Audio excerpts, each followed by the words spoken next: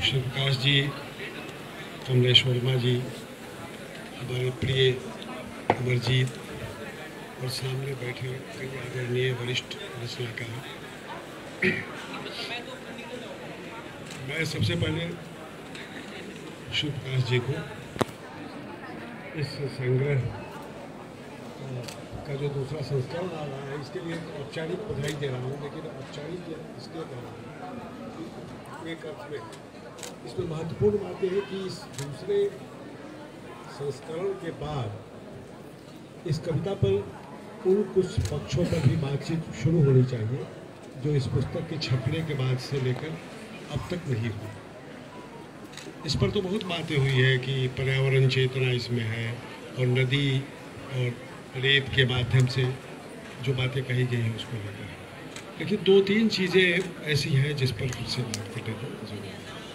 वहाँ आने के पहले मैं ये कहना चाहूँगा कि ये बात पहली बार कही जाए कि 90 के दशक के बाद हिंदी कविता में जो ये खुलापन आया ग्रैंड नरेशन टूटने के बाद, उसमें लोक की एक बड़ी भूमिका बनी।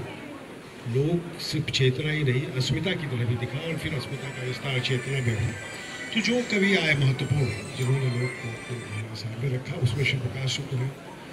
एक पुस्तिका के बाद जब इनका एक संग्रह आया बोली बात, पहले उसके पहले एक पुस्तिका आ चुकी थी, तो बोली बात के समय से ही मेरा इनसे परिचय हुआ। आपने सामने का नहीं, बाद में जाकर मिले और फिर तो मैंने देखा एक साथ ये दुर्लभ मनुष्य मुझे लगे थे कि एक साथ एक अच्छा कवि और अच्छा आदमी, और वो किसी कल्पना से नहीं, ठोस ढंग से ठोस सबूतों और प्रमाणों के साथ उस पर मैं विस्तार से बातचीत करने लगूँ तो बहुत समय लगेगा, उस पर बात नहीं करूँगा।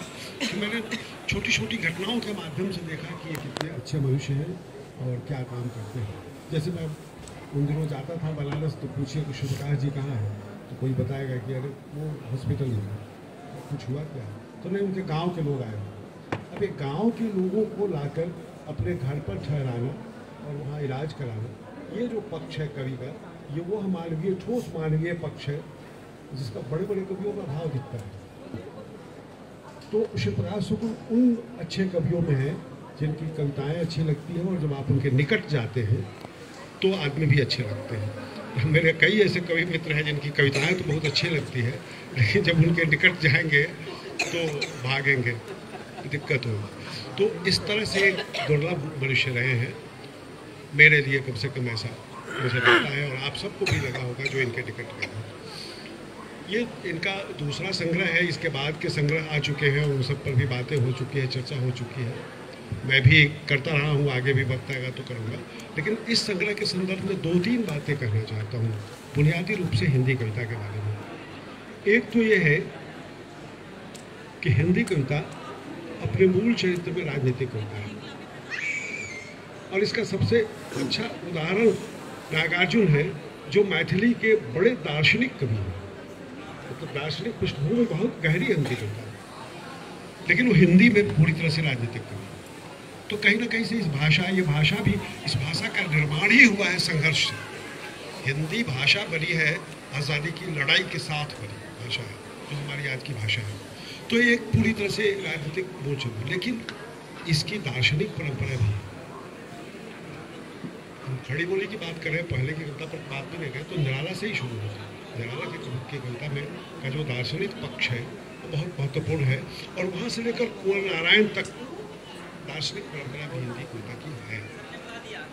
दूसरी बात मैं ये कहना चाहता हूँ कि ये समय महाकाव्यों का नहीं है, और ये कहूँगा तो बहुत लोग नाराज़ होंगे, तो हो जाएं कि उर्वशी के बाद हिंदी में कोई महाकाव्य नहीं लिखा गया उस तरह से जिसके महाकाव्य के रूप में चर्चा।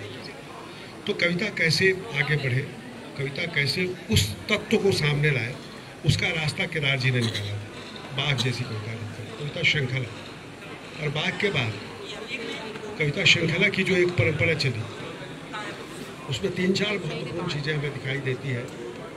जब उपेंद्र कुमार जी का संग्रह आया तो मैं भी कहता था इसे अगर आप काव्य श्रृंखला कहें तो मैं ज़्यादा बेहतर मानूंगा, क्योंकि उसमें भी एक श्रृंखला है।